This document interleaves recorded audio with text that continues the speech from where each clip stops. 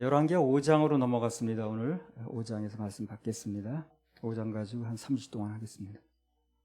1절에서 7절. 아람 왕의 군대 장관 나아만은 그 주인 앞에서 크고 존귀한 자니 이는 여호와께서 전에 저로 아람을 구원하게 하셨습니다. 저는 큰 용사나 문둥병자더라. 전에 아람 사람이 떼를 지어 나가서 이스라엘 땅에서 작은 계집아이 하나를 사로잡음에 저가 나아만의 아내에게 수종들더니 그 주모에게 이르되 우리 주인이 사마리아에 계신 선지자 앞에 계셨으면 좋겠나이다. 저가 그 문둥병을 고치리이다. 나아만이 들어가서 그 주인에게 고하여 가로되 이스라엘 땅에서 온 계집아이의 말이 이러이러하더이다. 아람 왕이 가로되 갈지어다. 이제 내가 이스라엘 왕에게 글을 보내리라. 나아만이 곧 떠날새 은 10달란트와 금 6,000개와 의복 10벌을 가지고 가서 이스라엘 왕에게 그 글을 전하니 일렀으되 내가 내 신하 나아만을 당신에게 보내오니 이 글이 당신에게 이르거든 당신은 그 문둥병을 고쳐주소서 하였더라. 이스라엘 왕이 그 글을 읽고 자기 옷을 찢으며 가로되 내가 어찌 하나님이 관대 능히 사람을 죽이며 살릴 수 있으랴. 저가 어찌하여 사람을 내게 보내어 그 문둥병을 고치라 하느냐. 너희는 깊이 생각하고 저 왕이 틈을 타서 나로 더불어 시비하려 함인 줄 알라 하니라. 자, 두 왕이 등장을 했습니다. 먼저 나오는 아람 왕은 베나닷 2세라고 유명한 사람입니다. 그 나라에서는. 그리고 또 오늘 옷을 찢고 난리법석을 치셨던 그분은 이스라엘 왕이 요람입니다. 요람. 그래서 여기 나아만이 그 주인 앞에서 크고 존귀한 자라고 그랬는데 그 이유가 뭐냐면 전에 전쟁이 있을 때에 그 군대 장관이니까 나가서 그 아람 나라를 큰 승리를 거두게 했다는 거예요. 그 공이 있는 거지. 전공이 있는 겁니다. 그래서 나아만이 그 왕 앞에서 크고 존귀한 자라는 거예요. 그래놓고 열왕기하 5장 1절 다시 읽어보세요. 아람 왕의 군대 장관 나아만은 그 주인 앞에서 크고 존귀한 자니 이는 여호와께서 전에 저로 아람을 구원하게 하셨습니다. 저는 큰 용사나 문둥병자더라. 여기서 눈여겨볼 게 뭐냐면 여호와께서 전에 저로 아람을 구원하게 하셨습니다 그랬습니다. 그러니까 당시에 그 나만 장군이 전쟁에서 큰 승리를 얻고 명성을 얻을 수 있던 원인이 뭐예요? 여호와께서 하나님께서 그를 도우셨기 때문에 그렇다는 거예요. 여기서 우리가 뭘 알 수 있냐면 결국 누가 사람을 크게 하느냐는 거예요. 그리고 누가 사람을 존귀하게 만드냐는 거예요. 모든 높이고 또 낮추는 것은 오늘 본문에 나온 것처럼 하나님께 달려 있습니다. 그래서 내 인생의 모든 것을 걸고 하나님을 섬기면 그분이 우리를 잘 인도하세요. 어려서부터 그렇게 방향을 잡아보세요. 내 인생은 하나님께 맡기겠다. 그리고 그 하나님께서 내 인생을 이끌고 가시도록 인도하시도록 나는 그분에게 전폭적으로 의뢰하겠다. 이렇게 방향을 잡으면 방향을 잘 잡은 거예요. 절대 빗나가지 않습니다. 후회하지 않습니다. 나 하나님께 인생을 맡겠다고 후회한다는 사람은 들어본 적이 없어요. 괜히 내 멋대로 나갔다가 잘못됐다는 얘기는 많이 들어봤지만. 역대상 29장 12절. 부와 귀가 주께로 말미암고 또 주는 만유의 주제가 되사 손에 권세와 능력이 있사오니 모든 자를 크게 하심과 강하게 하심이 주의 손에 있나이다. 그래요. 모든 부와 그리고 귀와 모든 것이 주께로 말미암는다는 거예요. 그리고 모든 자를 어떤 사람이 크게 하심과 강하게 하심이 주의 손에 있다는 거 아닙니까? 그리고 연이어 13절에 뭐라고 되어 있나 또 보세요. 역대상 29장 13절. 우리 하나님이여 이제 우리가 주께 감사하오며 주의 영화로운 이름을 찬양하나이다. 그래서 모든 것은 주께로 말미암는 거니까 우리는 주의 그 영화로운 이름을 찬양드리고 예배하라는 것입니다. 우리가 할 일이 그거예요. 그분이 우리를 높이고 그분에게 우리 은혜를 베푸시고 전쟁에 승리케도 하시고 하는 일은 그분이 하시는 거고 우리는 은혜를 입은 자로서 혜택을 입은 자로서 찬양 올려드리고 예배 드리는 게 우리가 할 일인 거예요. 그 역할 분담이 분명합니다. 교회는 어떤 것이 우리 역할이고 어떤 것이 하나님 하신 일인가 하는 역할 분담을 분명히 해주면 되는 거예요. 사람들이 혼동하지 않도록. 이 일은 하나님이 해주시고 우리는 그분께 영광 돌려드리고 공을 돌려드리고 찬양 드리고 예배 드리는 것입니다. 그게 정확한 역할 분담이 된 거예요. 그래서 모든 것은 그렇게 하신 게 다 주께로 말미암은 거니까 주의 영화로운 이름을 찬양하고 예배하라. 그렇게 분담을 해 주시는 거예요. 그 다음에 역대하 1장 12절. 그러므로 내가 네게 지혜와 지식을 주고 부와 재물과 존령도 주리니 너의 전의 왕들이 이 같음이 없었거니와 너의 후에도 이 같음이 없으리라. 예, 그래서 지혜도 주시고 그분이 부도 주시고 재물도 주시고 존영도 주시고 다 주신다는 거죠. 하나님의 자녀라면 그걸 믿어야 됩니다. 모든 것이 그분으로부터 온다. 그래서 그렇게 하실 그분만 바라보는 게 정상이에요. 그리고 그분만 높여드려야 됩니다. 그게 되는 길이고 그게 살 길입니다. 살 길. 하나님께 인생을 걸어보세요. 그 인생은 절대 잘못되지 않는다니까요. 괜히 다른 길로 가다 보니까 자꾸 도우는 거예요. 그래서 우리 인생에서 오직 주님만 바라보고 또 주님만 기쁘시게 해드리면 만사형통 그런 은혜를 우리 베푸시는 거예요. 만약 우리가 사람 눈치를 다 봐야 되고 일일이 그 사람의 비율 다 맞춰야 된다면 얼마나 복잡하겠습니까? 그거. 한두 군데도 아닌데. 그렇잖아요? 난 되게 복잡할 것 같아. 사람을 다 비율 맞춰줘야 되고 그들 눈치를 봐야 되고 그들을 맞춰줘야 된다면 그거 얼마나 복잡하냐고. 한두 군데가 아닌데. 근데 우리는 오직 주님을 바라보고 그분께 영광 돌리고 그분께 맞춰드리면 그건 그 나머지는 다 만사형통이 되는 거예요. 주님만 바라보면 그러면 모든 문제에 대한 응답이 하늘로부터 옵니다. 전에 무슨 TV 그 프로에 보니까 지상렬 그 사람이 이제 무슨 프로에 나왔는데 누가 자기 일에 자꾸 간섭을 하는 거야. 그러니까 그 사람이 뭐라고 했냐면 네가 왜 내 인생에 리모컨을 쥐고 있냐? 다 이러더라고. 그 말이 좀 와닿더라고. 네가 왜 내 인생에 리모컨을 쥐고 있는 거야? 왜 눌러대냐 이 말이죠. 그러니까 정말 그 말 일리는 말이더라고. 내 인생의 리모컨을 하나님께 드려야 됩니다. 다른 사람이나 환경에게 주면 안 돼요. 그리고 막 눌러대는데 그게. 그러니까 정확하게 리모컨대로 움직여지는 거니까 리모컨 누르면 움직이는 거 아니에요. 그러니까 그 리모컨을 하나님 손에 맡겨드려야 된다고. 내 인생의 리모컨을. 그래 그분이 정확하게 눌러주시는 거예요. 그걸 환경에 맡기고 사람에게 맡기니까 그들이 막 자기 원하는 대로 자기 멋대로 눌러대는 거예요. 그냥. 자기 유리한 대로. 그래서 그런 것들이 나를 움직이게 하면 복잡해진다는 거예요. 그래서 이제부터 우리 젊은 청년들 인생의 리모컨은 오직 주님만이 누르게 하시기 바랍니다. 그럼 계속해서 좋은 화면만 나옵니다. 리모컨만 주님께 맡겨드리면 구원받는 화면부터 시작해서 복받는 화면, 치료되는 화면, 회복되는 화면, 뚫어지고 해결되는 화면 이런 화면들이 계속 나오는 거예요. 리모컨에 따라 나오는 거 아니에요? 그렇게 하실 하나님께 박수 올려드려요. 열왕기하 5장 1절. 아람 왕의 군대 장관 나아만은 그 주인 앞에서 크고 존귀한 자니 이는 여호와께서 전에 저로 아람을 구원하게 하셨음이라. 저는 큰 용사나 문둥병자더라. 아람 왕의 군대 장관 나아만은 그 주인 앞에서 크고 존귀한 자니 저는 큰 용사나 문둥병자더라. 나만 장군은 국가적으로 공도 세우고 계급도 높고 또 왕에게 신임도 받고 모든 게 부러울 게 없는 사람이에요. 그렇죠? 권력도 있고 다. 근데 속으로는 문둥병으로 죽어가는 사람이에요, 이 사람이. 그래서 이제 우리가 여기서 뭘 볼 수 있냐, 여러 가지 측면이 있겠습니다만 오늘 여기서 보려고 하는 것은 빛이 있으면, 좋은 게 있으면 그늘도 있다는 거예요, 인생에.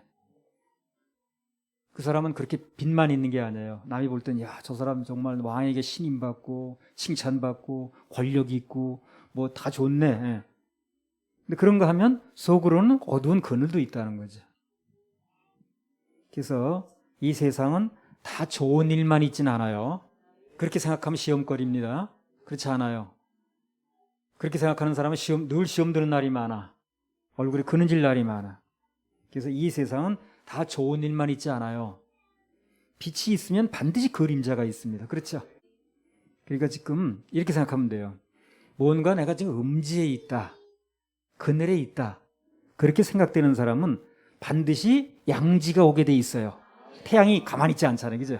태양은 돕니다. 태양은 움직이잖아요. 그래서 늘 그늘만 있지 않아요. 늘 양지만 있지도 않습니다. 그 태양이 도는 거예요. 그래서 가만히 있지 않잖아요. 반드시 이 천체의 원리가 돌게 돼 있어요. 그래서 지금 내가 그늘에 있다, 뭔가 좀 어둡다 하는 사람은 곧 양지가 오니까 소망을 가지고 기다리시기 바랍니다. 나는 너무 잘 된다, 지금 양지다. 그런 사람은 겸손해야 됩니다. 그늘이 질 때가 또 와요. 언제든지 입장이 바뀔 수 있거든요. 지구가 돈다는 거, 이게 참 아주 멋있는 얘기입니다. 그거 계속 있어봐요. 그러면 사막 되지. 그래서 어두운 면이 있는 사람들은 밝은 면이 곧 오니까 기대하시고, 지금 밝은 면이 있다고 생각하는 사람은 겸손해야 됩니다. 전도서 3장 1절에서 4절. 천하의 범사가 기한이 있고 모든 목적이 이룰 때가 있나니 날 때가 있고 죽을 때가 있으며 심을 때가 있고 심은 것을 뽑을 때가 있으며 죽일 때가 있고 치료시킬 때가 있으며 헐 때가 있고 세울 때가 있으며 울 때가 있고 웃을 때가 있으며 슬퍼할 때가 있고 춤출 때가 있으며. 그래요. 천하의 범사에 기한이 있습니다. 늘 그런 게 아니에요. 하나님 안에서는 반드시 때가 있어요. 때가. 목적이 이룰 때도 있고, 또 그 목적을 이루기 위해서 뭘 심을 때도 있고, 또 그 과정이 좋을 때가 있는가 하면 울 때가 있고 웃을 때가 있고, 그리고 심을 때가 있고 뽑을 때가 있고, 늘 같은 게 아니라는 거예요. 아까 그 얘기가 그 얘기예요. 좀 안 좋다고 생각되면 그 좋은 게 오니까 소망을 가지시고, 내가 좀 좋다고 생각하면 겸손하라는 얘기를 하는 거예요. 예. 반드시 돌게 돼 있으니까. 지구가 돌잖아요. 땅에 사는 사람은 다 돕니다. 그래서 늘 같은 게 아닙니다. 그래서 우리 인생만사 어떤 일이 일어나든지 그늘만 보고 낙심하지 말고 원망하지 말고 빛이 올 걸 생각하고 감사하셔야 됩니다. 빛은 오게 돼 있어요. 반드시 돌기 때문에 오게 돼 있는 거예요. 이게 내가 오라고 해서 오는 것도 아니고 오지 말라고 해서 안 오는 것도 아니에요. 지구가 도는 한 오게 돼 있어요. 우리 인생에서 어둠과 그늘은 왜 있는가 그러면, 빛 대신 예수님께서 어둠을 물리치시고 영광 받으시려고. 내가 너에게 빛을 주는 존재야. 너 인생의 그늘을 거두어내고 어둠을 거두어내고 너에게 빛을 주는 존재야. 이걸 알려주시려고. 그래서 어둠에 있을 때는 주님 찾으면 돼요. 그 빛이 오는 겁니다. 그래서 어둠이 있는 거예요. 어둠이 있어야 빛 대신 예수님의 역사가 나타나거든요. 그래서 성경에 보세요. 하나님이 일하실 땐 다 환경이 어두울 때, 그렇죠? 3년 가물었다라든가, 내 아이가 죽었다라든가, 하여튼 어두울 때입니다. 그때에 빛 대신 하나님이 일하실 때거든. 어둠이 있어야 빛이 일하겠죠. 그렇죠? 늘 화난데 무슨 빛이 일할 일이 뭐 있어요? 어둠이 있을 때에 빛이 일하거든요. 그래서 내게 어둠이 왔다는 것은 하나님이 일하시려고 그러시는 거예요. 그때 괜히 원망하고 불평하면 안 되죠. 그래서 어둠이 있어야 빛 대신 예수님의 역사가 나타나기 때문에, 그분의 영광이 분명하게 드러나기 때문에 그때일수록 더 주님의 일하심을 기대하고 바라봐야 됩니다. 빛 대신 주님께 맡기고 그분께서 그 일을 이루실 걸 생각하고 소망하면서 기뻐하셔야 됩니다.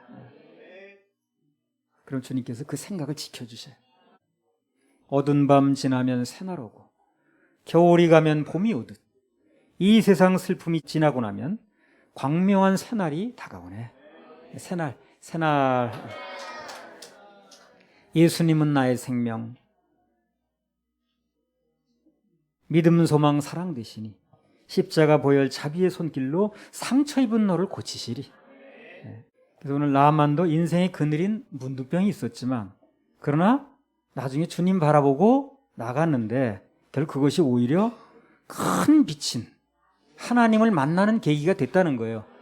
아마 그 얘기 앞으로 계속 나와요. 5장 할 동안에. 그래서 병 고치는 얘기, 또 뭐 요단강물에 들어갔다 나왔다 하는 얘기 다 나오거든요. 뭐 다음 주에 나오겠습니다만, 결국에 인생의 그늘이 명성을 얻는 계기가 됐다는 거예요. 누구 안에서? 하나님 안에서. 하나님 안에서는 절망할 필요 없습니다. 절대 절망하지 마세요. 그렇지 않습니다. 어떤 경우가 됐든 간에 반드시 전화위복이고 또 그것 때문에 명성을 얻고 그것 때문에 우리가 잘 됩니다. 그건 만약에 나만 장군에게 문둥병이라는 그늘이 없었다면 어떻게 하나님 만났겠어요? 그 사람이 만날 리가 없지. 나중에 보면요, 뭐 다음 시간에 보겠습니다만 하나님께 경배하는 자가 됐어요. 이 사람이 나만이 진짜예요. 그렇습니다. 그 다윗 보세요. 만약에 골리앗이라는 사람이 안 나타났다면, 그 강적이 안 나타났다면 그렇게 빨리 출세할 수가 없거든, 이 사람이.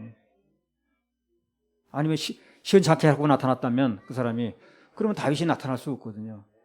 엄청나게 하고 나타났기 때문에 다윗이 빛을 보는 거예요. 일은 하나님이 해주시는 거거든. 그 요셉 보세요. 그 보디발 처음 만났죠? 그 보디발 처 때문에 감옥도 가고 그랬죠. 어떻게 생각해보면 그 골치 아픈 여자 만나가지고, 사실 생각해보면요, 그 보디발의 처를 안 만났으면 어떻게 되겠어요? 그건 마당새로 지내야 돼, 그냥 계속. 그 신약에서도요, 바울이 죄수가 되지 않았으면 로마까지 그래 갈 수가 없어요. 안전하게. 그 당시에는 배로 가고 그러는 건데 산에 도적도 많고 그래가지고요, 그렇게 갈 수가 없어요. 근데 로마의 그 죄수가 되니까 사슬을 묶여가지고 로마 군병들이 호위를 하는 거야. 그래가지고 무사히 갔잖아요. 다 그늘이 빛된 케이스입니다. 하나님 안에서. 주 안에서는 어떤 일이 벌어져도 다 그게 나중에 전화위복이니까 슬퍼할 필요가 없고, 특히 원망하지 마세요. 뭐 되는 일이 없다는, 절대 그런 얘기 하지 마세요. 되는 일이 없는 게 아니에요. 잘 되고 있는 겁니다, 그게. 하나님께서 함께 하시면 가장 고생스럽고 그늘진 곳이 오히려 그것 때문에 전화위복이 되는 거예요. 전화위복의 장소가 된다는 거예요. 그 문둥병이나 그늘 때문에 이 사람 하나님 만나잖아요. 그렇게 하실 하나님께 우리 박수 올려드려요. 우리 넘지 못할 산이 있거든.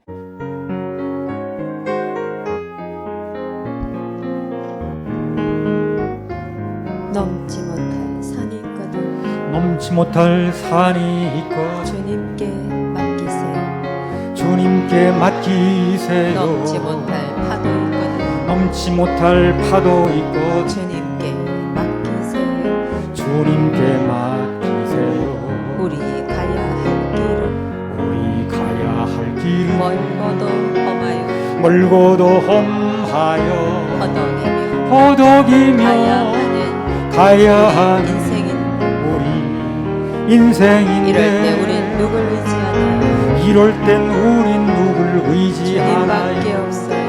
주님밖에 없어요. 나는 그 길 갈 수 없지만 나는 그 길 갈 수 없지만 주님이 되신가요?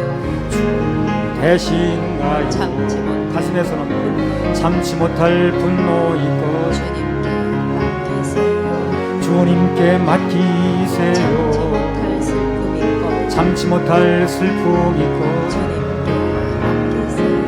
주님께 맡기세요. 우리 살아갈 길은 우리 살아갈 길은 눈물의 골짜기 눈물의 골짜기 내 힘으로 참지 늘 못해 흐느끼네. 늘 흐느끼네. 이럴 땐 우린 누굴 이럴 땐 우린 누굴 주님밖에 의지하나요? 없어요. 주님밖에 없어요. 나는 그 길 갈 수 없지만 나는 그 길 갈 수 없지만 주님이 되신가요? 주님 대신가요? 이럴 땐 우린 누굴 의지하나요? 주님밖에 없어요. 주님밖에 없어요. 나는 그 길 갈 수 없지만 나는 그 길 갈 수 없지만 주님이 되신가요? 주님 대신가요? 주님이 대신가요? 주님이 대신갑니다. 열왕기하 15장 23절에서 26절. 유다 왕 아사랴 50년에 므나헴의 아들 브가히야가 사마리아에서 이스라엘 왕이 되어 2년을 치리하며 여호와 보시기에 악을 행하여 이스라엘로 범죄케 한 느바세 아들 여로보암의 죄에서 떠나지 아니한지라. 그 장관 르말라의 아들 베가가 반역하여 사마리아 왕궁 호이소에서 왕과 아루곱과 아리엘을 죽이되 길르앗 사람 50명으로 더불어 죽이고 대신하여 왕이 되었더라. 왕궁 호위소에서 죽었다 그랬는데, 왕궁 호위소 하면 오늘날 말하면 어디쯤 될까요? 대통령 경호실 정도 됩니다. 그렇죠? 왕궁 호위소. 근데 당시 왕이었던 부가히야가 거기서 죽었다는 거예요. 거기서 피살됐다는 거예요.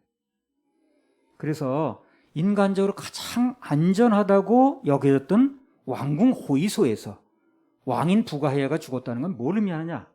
하나님께서 보호해 주시지 않는 한 이 세상에 안전한 장소는 없다는 겁니다. 그걸 아셔야 돼요.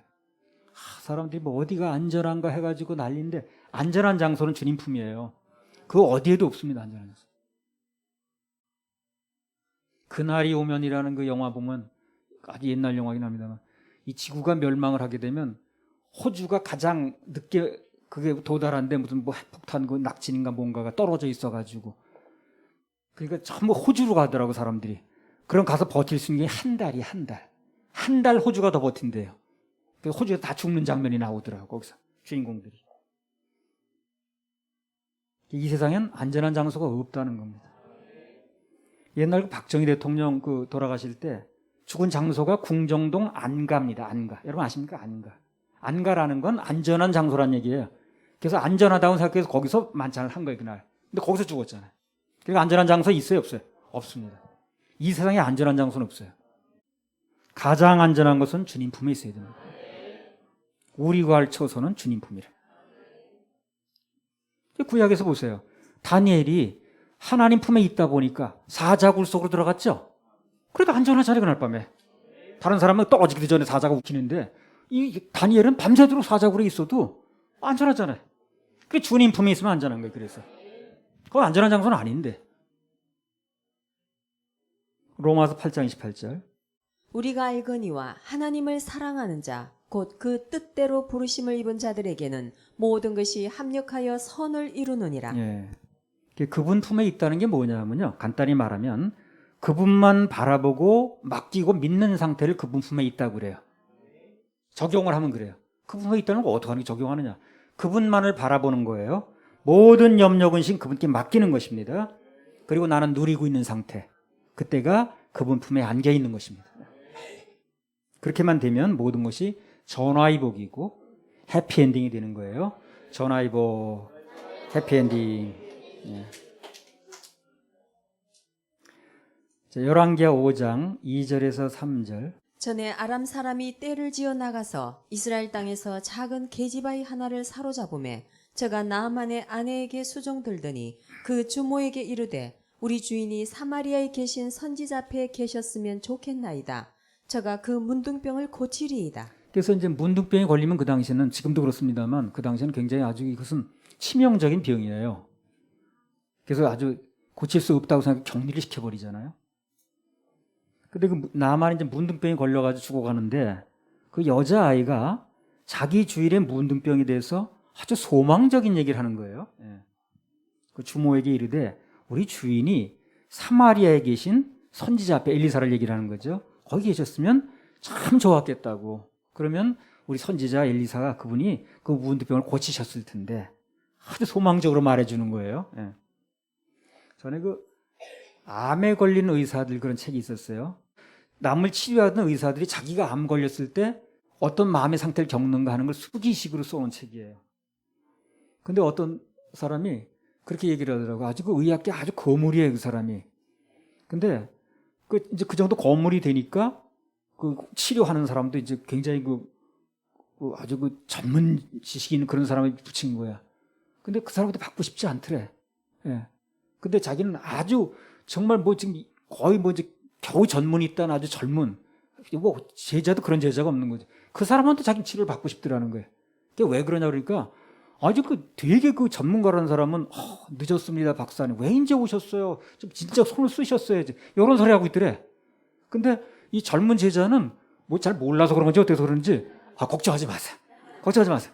이거 뭐 요새 막 안 걸리다 한두 사람입니까? 다 뭐 이거 확률적으로 봐도 날 확률이 많으니까 그냥 자기는 거기다 맡기고 싶더래. 사람들이 그러더래. 왜 파란 제자한테 그렇게 하냐고. 그래서 그 사람이 한 말이 무슨 말이냐면 단 1%라도 소망과 희망을 말하는 의사한테 만나라는 거야. 어쩌다 이렇게 됐냐는 둥, 이제 늦었다라는 둥, 뭐하고 이제 왔냐는 둥, 그런 사람 만나지 말고. 우리 주님은요, 상한 갈 때도 꺾지 않으시고, 꺼져가는 심지도 끄지 않는다 그랬어요. 왜 그러냐면, 그래야 그 사람에게도 하나님 되시는 거예요. 난 너 안 되겠다 그러면 하나님이 아닌 거예요. 그때부터. 그렇죠? 도저히 너는 안 되겠다 그러면 그 사람에게는 하나님이 아닌 거예요. 그렇게 안 하신다는 거예요. 그래서 다 죽어가는 사람에게도 하나님께는 하나님 되고 싶으니까, 하나님 되셔야 되니까, 그리고 소망을 주시는 거예요. 그러니까 하나님 안에서 불가능이 없어요. 난 도저히 넌 가능성이 없다 이렇게 말하는 분이 없다니까. 그러면 하나님이 아니잖아요. 그때부터. 그래서 꺼져가는 심도 끄지 않으시고, 상한 갈 때도 꺾지 않으시고, 다 죽어가는 사람도, 다 망해가던 사람도 주님 만나면 다시 살아나는 겁니다. 주님만 바라보라는 거. 참 이게 아주 정말 가면 갈수록 이게 참 진리야, 진리. 간단한 말 같은데 이 말 속에 모든 게 다 들어있는 거예요. 그리고 이 말을 분명히 믿어줘서 적용하면 안 풀리는 게 없어요. 주만 바라보라. 이건 뭐 너무너무 아주 세월이 가면 갈수록 마음에 정말 새겨지더라고요. 그 요한복음 5장에 보면 베데스다 연못가에 환자 하나 나오죠. 38년 됐어요. 야, 38년이면 그 주위에 남은 사람 아무도 없습니다. 가족이 남겠어요? 누가 남겠어요? 38년 동안 앓고 있는데. 그잖아요? 그러니까 이 사람은 뭐 완전히 가능성 없는 사람이지. 근데 주님 만나니까 문제가 안 됐죠. 바로 그거예요. 바로 그거예요. 여기 이 작은 여자아이는 이 생각 자체가 참 복받을 만하더라고 보니까. 그래서 이 나만이 그 문둥병이 고쳐지는 이 역사의 시초는요, 이 여자의 좀 착한 마음씨에서 시작이 됐다 해도 과언이 아니에요. 이 여자의 그런 마음을 품지 않고 너희들이 나를 불러와서 이 노예 삼았지, 잘 있는 사람을 그래가지고 나를 부려먹고 있지, 너도 맛 좀 봐라, 고소해 죽겠네, 이렇게 마음을 먹었다면 안 되는 거죠. 자기 그 여자 입장에서 보면 멀쩡히 잘 있는데 여기 포로로 잡혀와가지고 얼마나 원망스럽고 얼마나 낙심스럽겠어요. 납치는 풀려날 희망이나 있지. 이 아이는 돌아갈 소망이 없는 거예요. 노예를 누가 돌려보내겠어요? 근데 이 여자아이는 자기를 포로로 잡아온 그 나만과 그 가족에 대해서 전혀 쓴뿌리가 없는 거예요. 쓴뿌리가. 괘씸한 마음보다는 안타깝다 정말 우리 주인이 불쌍한 마음이 있는 거예요. 그래서 불쌍히 여기는 그 마음속에 역사가 일어났습니다. 그게 바로 주님 심정이거든요. 불쌍히 여기는 마음이 주님 심정이에요. 다윗도 그 사울이 계속 괴롭혀도 불쌍히 여기는 마음이 있는 거예요. 두 번이나 이렇게 죽일 기회가 있어도 안 죽이잖아요. 신약에 보면 스데반 나오죠. 스데반. 자기에게 돌 던지는 사람들이 뭐라 그럽니까? 저들의 죄를 저들에게 돌리지 마옵소서. 몰라서 그러는 거니까. 원망하지 않잖아요. 그런 주님 심정을 심은 곳에 결국 구원의 역사가 일어나더라는 겁니다. 엘리사에로 가면 주인의 문둥병을 고칠 수 있다는 거, 그걸 아는 게 중요한 게 아니라는 거예요. 그게 중요한 게 아니라 문제는 자기를 포로로 잡아와서 종을 삼고 그렇게 부려먹는 그런 나만을 용서하고 그를 구원하고자 하는 마음이 있느냐가 중요한 거예요. 그렇죠? 그 마음이 있어야 되는 거지. 그 예수 믿으면 구원받는다는 거 뭐 다 아는 거죠. 그럼 아는 건 못 찾게 그 상대를 불쌍히 여기는 마음이 있어야 되는 거예요. 주님 심정이 중요합니다. 그때 전도도 되는 거예요. 그래서 불쌍히 여기는 마음이 들어가게 되면 역사가 일어나거든요. 사단은 어떻게 하는 줄 아세요? 그 사람으로 하여금 불쌍히 여기는 마음이 없게 만들어요. 자꾸만. 그래가지고 그냥 손띄게 만드는 거예요. 이제 이게 사단의 역사거든요. 그러니까 인도하는 사람은 주님 심정을 가지려고 하는 게 좋고, 인도를 받는 사람은 자꾸 인도하는 사람의 괘씸하게 보이게 하면 안 됩니다. 그럼 일이 다 틀어져 버려요. 어떻게 해서든지 무슨 일이 벌어져도 그 인도하는 사람이 그 사람에게 마음을 끊지 않도록 만드는 게 중요한 거예요. 갔다 가면 인도자나 인도받는 사람은 사단의 그 수보에 말려드는 거예요. 미워하게 만들고 진절머리게 만들고 보기도 싫게 만들고 끊게 만드는 거거든. 그럼 아무것도 안 되니까. 그래서 인도하는 사람은 주님 심정 가지고 계속 하려는 마음이 중요하고 그걸 도와줘야 돼도 인도받는 사람이 정 떨어지지 않게 만드는 게 중요하다. 그럼 아무것도 안 돼. 그다음부터. 그 사람으로 하여금 자꾸 불쌍한 마음이 들고 그 마음을 끊어지지 않도록 만들어주는 게 중요하다. 그럼 일은 돼요. 나중에. 아무튼 하나님의 역사가 일어나는 곳에는 언제나 그 밑바탕에 불쌍히 여기는 마음, 예수님의 심정이 있었다는 것을 믿으시기 바랍니다. 그렇습니다. 우리 그 찬양 하나 더 올리겠습니다. 주님 가신 길. 주님 가신 길, 주님 가신 길, 십자가의 길, 십자가의 길, 외롭고 무거웠던 길, 외로워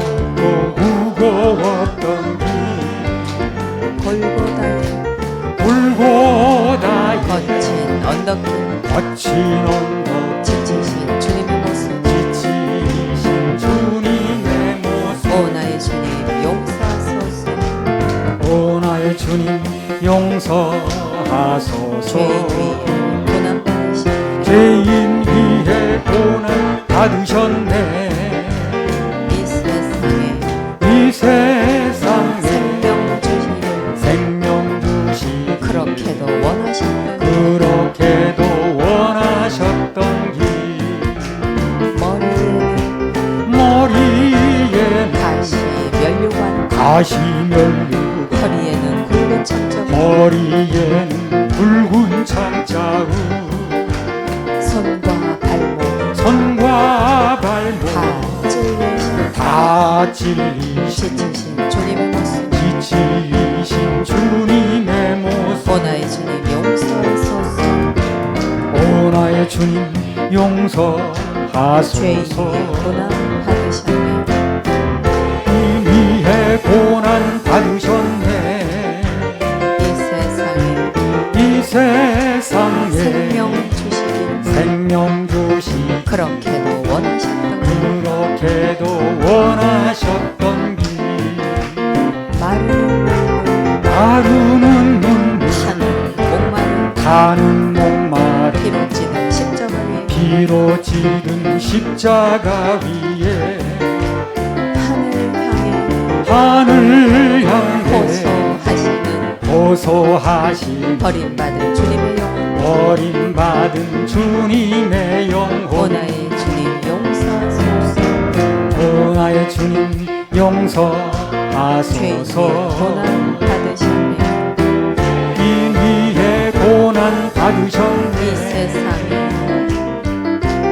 이 세상에 생명 주시길 생명 주시 그렇게도 원하셨던 그렇게도 원하셨던 길 우리의 생명 우리의 생명 주께 드리네 주께 드리 나의 자랑 십자가일세 나의 사랑 십자가일세 나의 생애 나의 생애 주님 가지사 주님 가지 주님 영광 나타내소서 주님 영광 나타내소서 오 나의 주님 용서 오 나의 주님 죄인 용서하소서 위에 고난 받으셨네 죄인 위에 고난 받으셨네 이 세상에 이 세상에 생명 주시길 생명 주시 그렇게도 원하셨던 길 그렇게도 원하셨던 길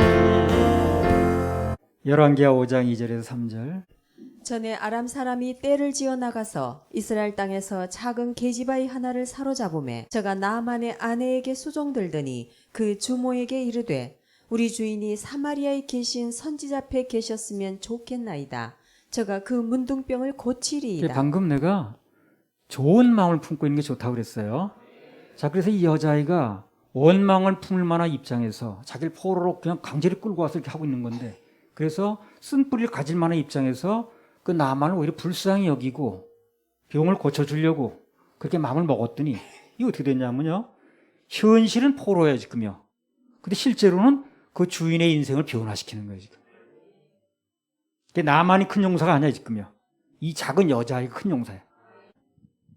그리고 여자아이가 얘기하는 대로 다 따라가잖아요, 지금요. 왕도 다 움직이고 다 하잖아요. 그 누가 큰 사람이냐는 거예요, 지금. 좋은 마음을 품고 있으면 그러면 큰 사람이 되는 거야. 옛날 말 있잖아. 만보를 좋게 가지라고. 마음을 잘 써야 돼요. 인생은 생각하기 나름이라. 생각만 바꾸면 마음만 곱게 쓰면 모든 것이 달라질 수 있어요. 아마 나중에 나만이 병을 고치고 이제 고향으로 돌아갔죠. 자기 나라로. 이 여자아이 어떻게 해줬을까요? 그때 포로가 아니야. 그때부터. 그 여자아이 공이 너무 크거든. 그러니까 마음만 좋게 가지면 일은 잘 풀리고 인생도 풀리는 거예요. 이렇게. 아무튼 뭔가 소망적으로 말하고 주님을 믿고 의뢰하고 그분의 일하심을 말하고 그렇게 하면 인생의 결과가 좋습니다. 어떤 경우에도 소망을 심으면 소망을 거둬요. 심는 대로 거두는 거예요. 절망을 심으면 절망을 거둘 수밖에 없는 거예요. 심었으니까. 열왕기하 5장 3절.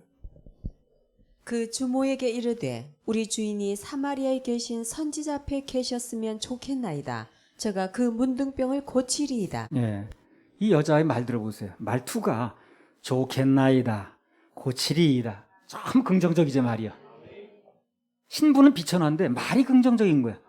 그래 나중에 달라지는 거야 인생이. 말을 자꾸 심어보세요. 말은 심는 거예요. 내뱉는 게 아니라 말이라는 심어지는 겁니다.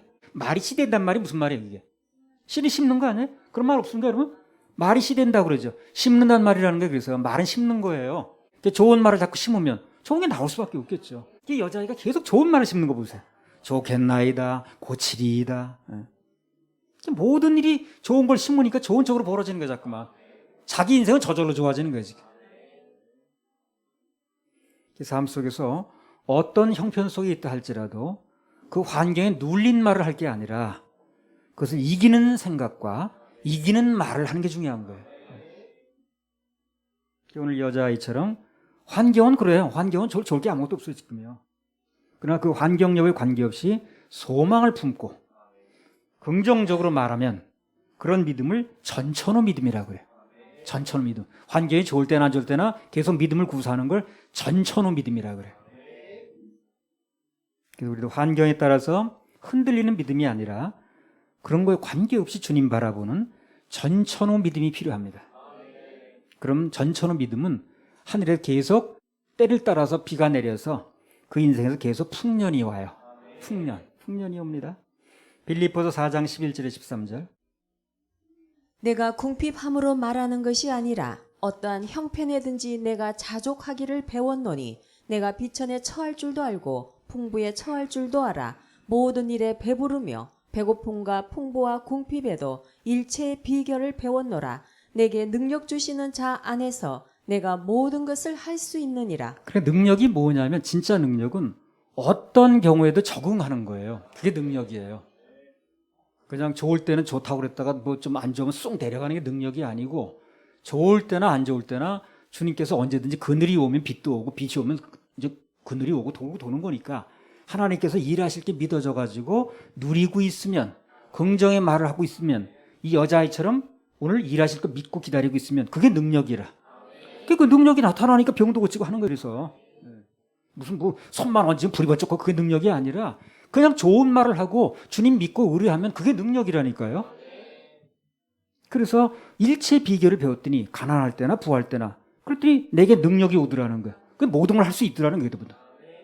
이 여자아이가 지금 그런 능력이 온 거예요. 지금요. 포로로 잡혀온 가운데도 계속 좋은 말을 심으니까. 그러니까 좋은 일이 벌어지는 거야. 그게 능력이지 뭐냐고 그러면. 그게 능력 아니야? 정말 능력은 어떤 환경에서든지 긍정적으로 말하는 거야. 주님만 바라보는 거야. 그리고 현재를 누리는 거야. 그러면 그걸 능력받았다고 얘기를 하는 거예요. 그리고 실제 그 사람이 좋은 일이 벌어지니까. 이 여자의 실제로 좋은 일이 벌어졌어요. 절대 이 여자의 인생이 나빠질 리가 없어요.